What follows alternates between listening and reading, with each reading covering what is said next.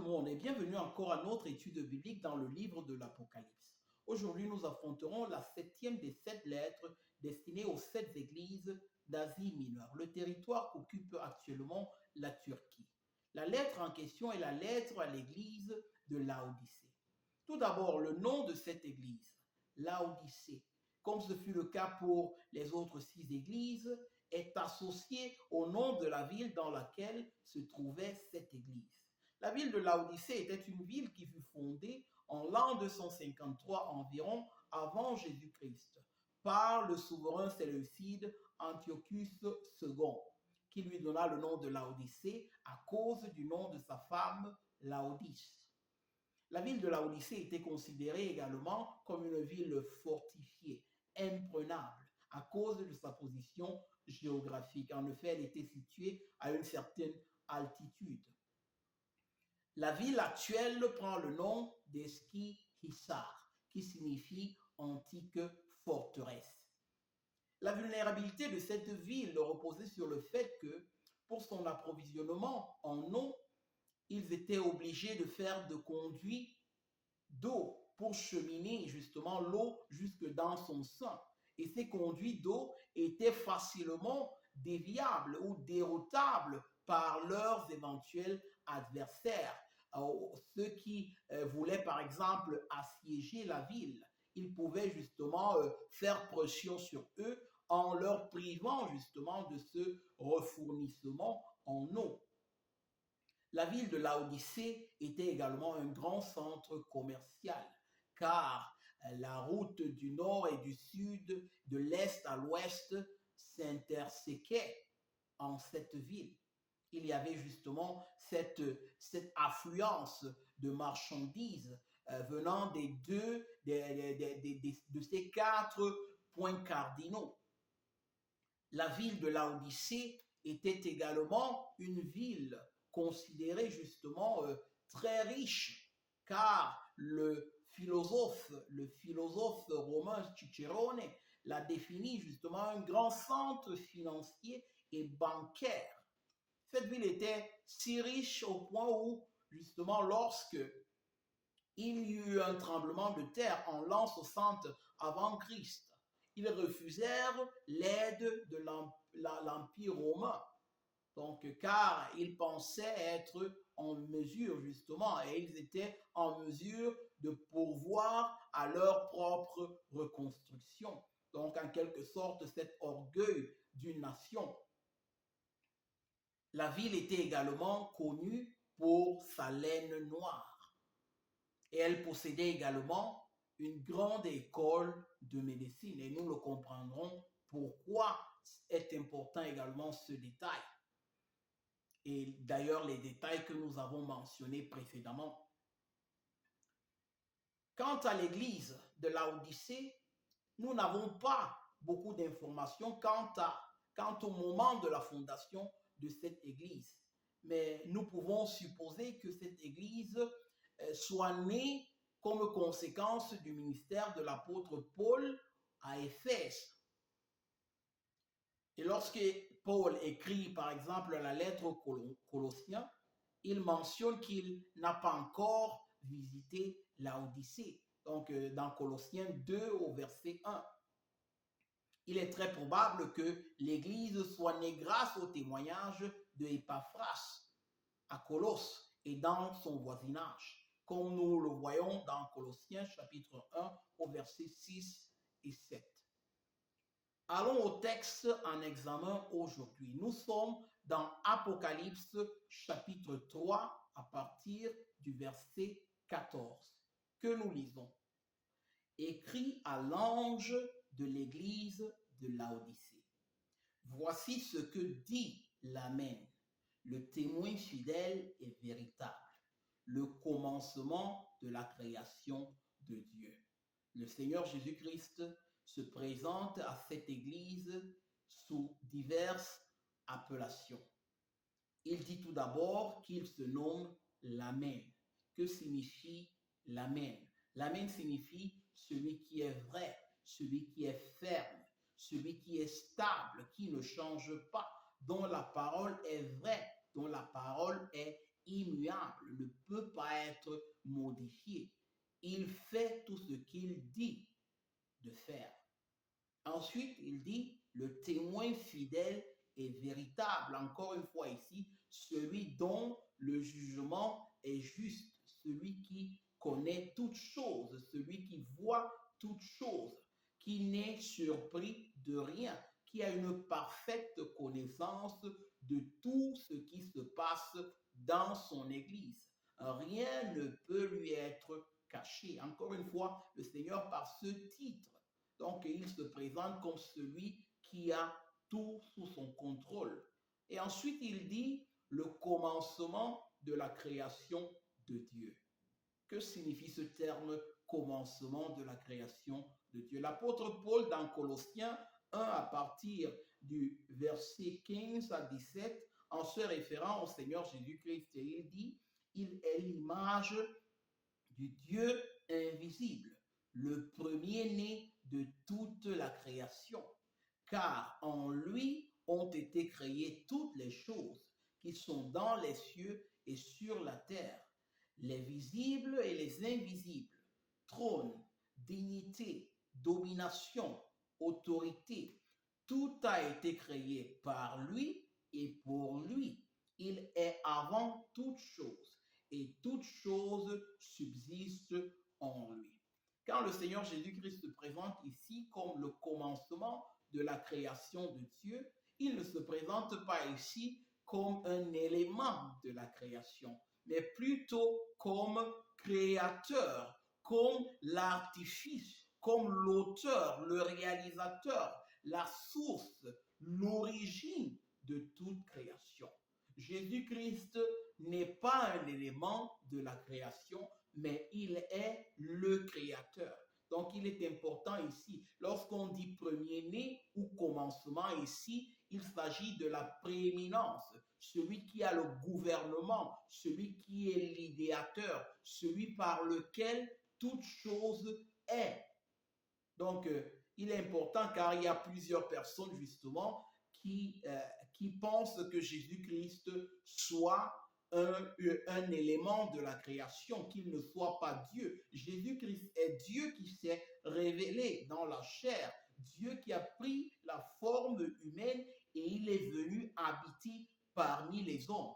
Donc la divinité de Christ ici est encore une fois affirmée, comme d'ailleurs nous l'avons lu dans Colossiens 1, verset 15 à 17. Il poursuit au verset 15. Nous sommes dans Apocalypse 3, verset 15.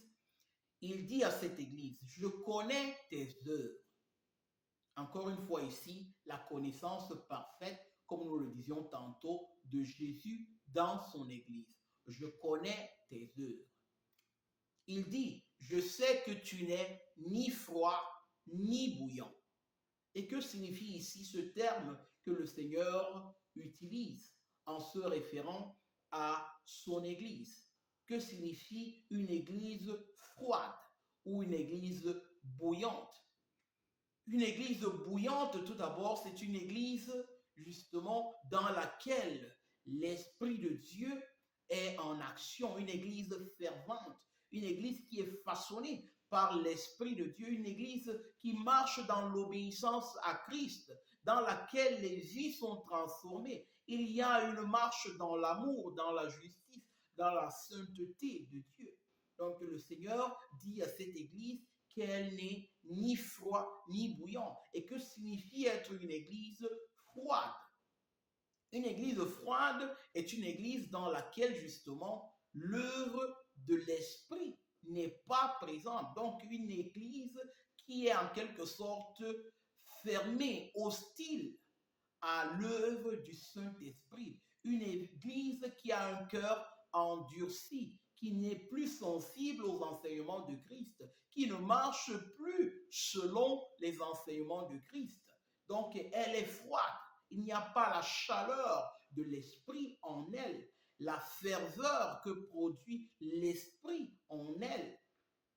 Donc cette obéissance à l'évangile n'est pas manifeste. Les œuvres de l'esprit ne sont pas manifestes. Donc le Seigneur accuse cette église de n'être ni froid ni bouillant. Et le Seigneur ajoute, il dit, puisses-tu être froid ou bouillant, si tu avais une certaine identité. Donc ici, en quelque sorte, il dit à cette église qu'on ne sait même pas quelle identité elle a. On ne sait même pas comment la définir, tellement elle est justement, elle est imperceptible, elle n'est plus qualifiable, elle n'est ni froide ni bouillante. Et puisses-tu être froid au moins ou bouillant. Donc si tu avais au moins une caractéristique, on pourrait, ou du moins comprendre quel est l'état vraiment de ton cœur. Qu'est-ce qui se passe vraiment en ton sein. Au verset 16, le Seigneur dit, donc la reproche encore qu'il fait à cette église, il dit, parce que tu es tiède et que tu n'es ni froid ni bouillant, je te vomirai de ma bouche. Alors, encore une fois, cette identité qui n'est pas du tout comprise, non? Elle est tiède, elle n'est ni froide ni bouillante, elle est tiède. Une église qui a perdu son identité, une église qu'on ne peut même pas définir, qu'on n'arrive même pas à avoir des éléments clairs pour définir qui elle est. Une église dans laquelle, qui peut toujours avoir même son activité d'église, mais en réalité, on ne réussit pas à discerner réellement dans quel état cette église se trouve. Mais le Seigneur leur confesse l'état dans lequel ils se trouvent. Il leur dit, vous n'êtes ni froid ni bouillant. Vous êtes tiède. Vous êtes, comment dire, vous êtes répugnant. Vous êtes quelque chose qui est peu agréable. Quelque chose dont on veut facilement se détourner. Quelque chose qu'on ne réussit même pas justement à qualifier, comme nous le disions tantôt. Au verset 17, il dit, parce que tu dis, je suis riche, je me suis enrichi et je n'ai besoin de rien. Et parce que tu ne sais pas que tu es malheureux, misérable, pauvre, aveugle et nu. Le Seigneur continue à dresser le portrait de cette église. Et il dit, cette église se croit riche. Elle se croit justement en train de marcher comme Christ commande, alors qu'il n'en est rien. Elle pense qu'elle n'a besoin de rien d'autre, que tout se passe comme prévu, que tout se passe de manière juste, alors qu'il n'en est rien. Tu dis, je suis riche, je me suis enrichi, je n'ai besoin de rien. Vous vous rappelez, la ville de Laodicée, c'était un peu ça, l'état d'âme de ses habitants. Ils étaient trop fiers d'eux-mêmes, ils étaient trop fiers de leur prospérité, au point de penser qu'ils n'avaient besoin de l'aide de qui que ce soit. Ils se suffisaient. C'est encore ce qui se passe dans nos églises aujourd'hui, où nous marchons selon notre propre justice, selon notre propre conception de sanctification, selon notre propre conception de sainteté, en nous trompant nous-mêmes, en pensant que nous sommes en train d'honorer Christ, alors qu'il n'en est rien. Et le Seigneur révèle à cette église quel est son problème.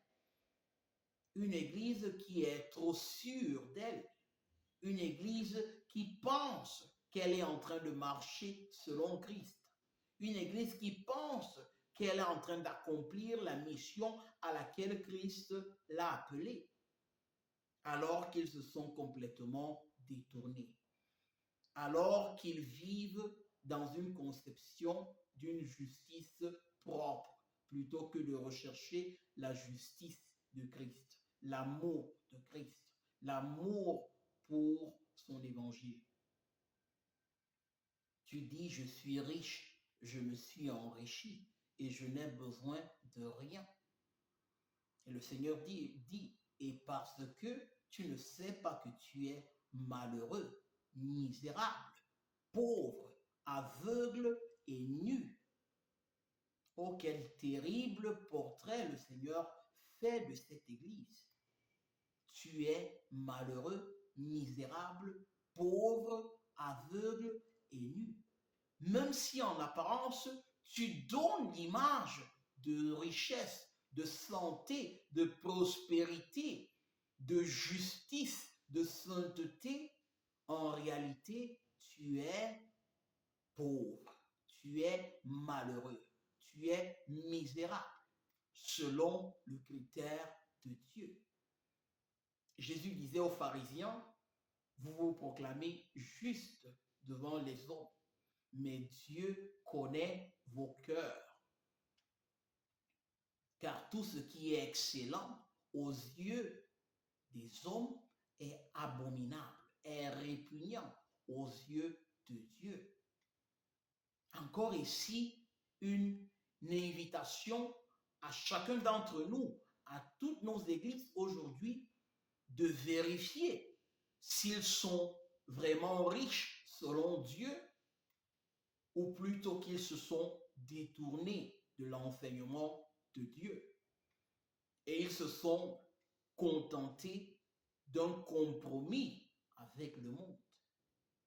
Ils vivent dans l'illusion de suivre Christ, tandis qu'il n'en est rien. Tu es malheureux, misérable, pauvre, aveugle et nu. Tu ne vois pas. Tu penses voir, mais tu ne vois pas. Tu penses être revêtu de la justice de Christ. Tu penses être revêtu de la sainteté de Christ, alors qu'il n'en est rien.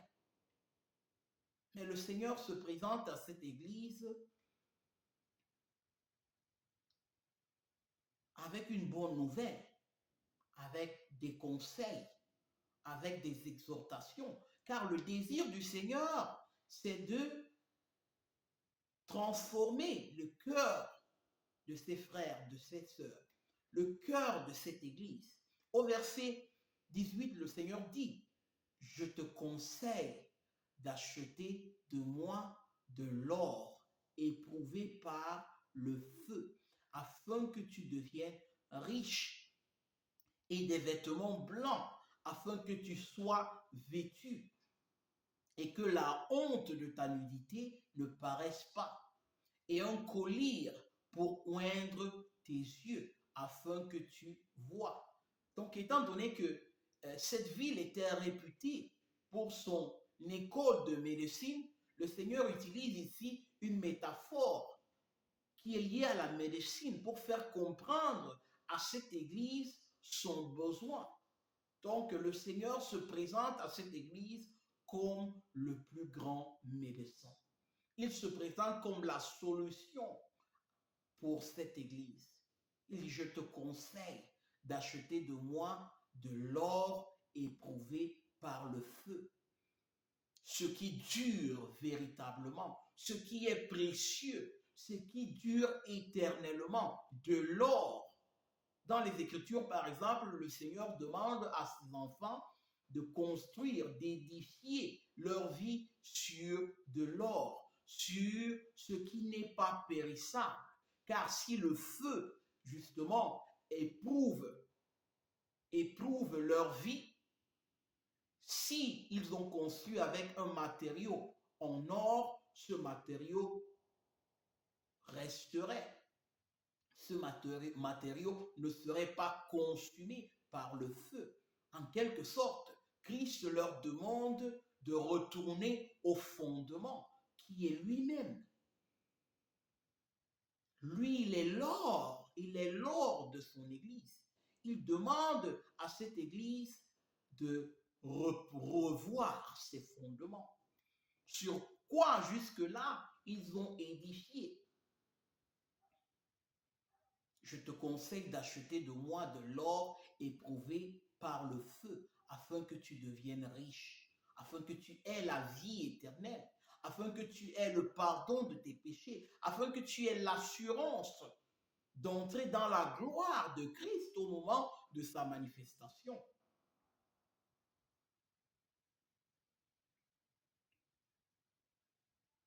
Et des vêtements blancs. Que représentent ces vêtements blancs? Les vêtements blancs représentent la justice et la sainteté. Il est vrai que le Seigneur utilise le terme ici, je te conseille d'acheter de moi. Dans le livre d'Ésaïe, le prophète prophétise de la part du Seigneur, du Messie, venez acheter sans rien payer. Venez acheter sans rien payer, parce que Christ est mort sur la croix afin que nous puissions être pardonnés, afin que nous puissions recevoir gratuitement, sans rien payer de notre part, sa justice, sa sainteté, afin que nos péchés puissent être pardonnés, afin que nous puissions être libérés de l'esclavage du péché et de marcher dans sa justice, dans sa sainteté, de manière agréable à Dieu. Les vêtements blancs, c'est cette justice-là dont est revêtu le disciple de Christ, dont sera revêtu l'Église de Christ au moment où Christ reviendra pour se retrouver avec son Église. L'époux rencontrera l'épouse qu'il a lui-même préparée afin qu'elle soit pure pour le jour des noces. Des vêtements blancs afin que tu sois vêtu et que la honte de ta nudité ne paraisse pas. Oui, Jésus-Christ, par son sacrifice sur la croix, a enlevé la honte de notre nudité à cause de nos péchés. Cette nudité dont Adam et Ève se sont rendus compte lorsqu'ils ont péché. Christ est venu couvrir cette nudité. Tout comme il donna des vêtements des brebis dans le jardin d'Éden, ce qui suppose que des animaux sont morts à la place des hommes afin que leur nudité soit couverte. Jésus-Christ préannonçait là le sacrifice ultime qu'il aurait accompli sur la croix pour couvrir la nudité des hommes, pour leur redonner la dignité qu'ils avaient perdue, pour les réconcilier avec le Père, pour leur donner une communion éternelle avec Dieu. Donc le Seigneur exhorte, commande à cette Église de se repentir et de se retourner vers lui, de venir à lui, l'unique médecin, l'unique qui connaît le problème, l'unique qui connaît la maladie et l'unique en mesure de guérir la maladie de cette Église. Et peut-être c'est ton cas aujourd'hui. Tu vis même par exemple dans une église chrétienne. Tu penses être chrétien, mais tu sais profondément que ton cœur est corrompu. Tu sais profondément que tu ne marches pas selon Christ. Et parfois tu justifies même tes péchés. Jésus-Christ te dit aujourd'hui qu'il est la solution. De venir à lui tel que tu es, afin qu'il te purifie, afin qu'il te revêtisse de sa justice, afin qu'il te donne une nouvelle vie. Et le Seigneur ajoute encore, non seulement d'acheter des vêtements blancs, mais également un collier pour oindre tes yeux afin que tu vois. Le Seigneur demande à cette Église, justement, d'acheter de lui un collier, afin que leurs yeux commencent à comprendre, à voir clairement, à comprendre la nature, l'état de leur cœur, leurs besoins de Christ, afin de venir au Sauveur, afin que le Sauveur, justement, les secourt. Au verset 19, le Seigneur dit encore une chose. Moi, je reprends et je châtie tout ce que j'aime. Il est intéressant que le Seigneur, encore une fois, en ses paroles, manifeste son désir de sauver, son amour pour cette Église. Et c'est justement parce qu'il les aime qu'il doit leur révéler leurs problèmes. Et au même moment, il leur révèle la solution. Il désire qu'ils se repentent, qu'ils recommencent à marcher selon Christ, comme ils l'ont fait auparavant, car ils se sont détournés de l'enseignement du Christ. Ils se sont détournés de l'évangile de notre Seigneur Jésus-Christ. Moi, je reprends et je châtie tout ce que j'aime. Dans Hébreux 12, il nous est dit que la correction de Dieu est une preuve de notre appartenance à Dieu, d'être des enfants de Dieu. Ici encore, nous voyons qu'il est possible pour ceux qui sont nés de nouveau de vivre leur vie comme si Dieu ne les avait pas changés, ne les avait pas renouvelés. Et si vraiment il y a eu une œuvre manifeste de Christ, tôt ou tard, Jésus-Christ viendrait justement les reprendre, afin qu'ils abandonnent leur voie pécheresse, afin qu'ils se repentent, qu'ils se tournent à nouveau vers lui et recommencent à marcher de manière agréable à lui. Moi, je reprends et je châtie tout ce que j'aime. Aie donc du zèle et repens-toi. Sois attentif à ces paroles. Prête attention à tout ce que je t'ai révélé de toi aujourd'hui et repens-toi. Repens-toi de tes péchés. La repentance n'est pas quelque chose que nous faisons une seule fois dans notre vie. La vie du chrétien, la vie du disciple de Jésus-Christ est une vie qui est caractérisée par la repentance. C'est une vie de repentance continue. Plus nous connaissons Dieu, plus nous grandissons dans notre foi, plus nous comprenons combien nous sommes pécheurs, combien nous manquons en plusieurs choses. Si bien que nous voyons notre problème, nous comprenons notre besoin constant de Dieu. Bien que nous sommes conscients que Dieu est en train de nous transformer, nous comprenons au même moment qu'il y a encore beaucoup à faire et qu'il n'y a que Jésus-Christ qui puisse l'accomplir. Voilà pourquoi nous avons besoin de nous approcher de Dieu toujours reconnaissant de son œuvre en nous, mais au même moment avec un cœur repentant pour nos péchés, nos nombreuses omissions. Car s'il y a un péché que plusieurs chrétiens ne considèrent pas aujourd'hui, c'est le péché d'omission. Dans une journée, par exemple, combien d'opportunités d'honorer Dieu tu as perdu, bien que Dieu t'ait usé d'une manière ou d'une autre. À la fin de ta journée, tu dois être, oui, reconnaissant de comment le Seigneur t'a usé pour sa gloire. Mais au même moment, tu dois te repentir pour les occasions que tu n'as pas saisies. Voilà pourquoi nous manquons, nous devons reconnaître que nous manquons tous en beaucoup de choses. Et garder un cœur humble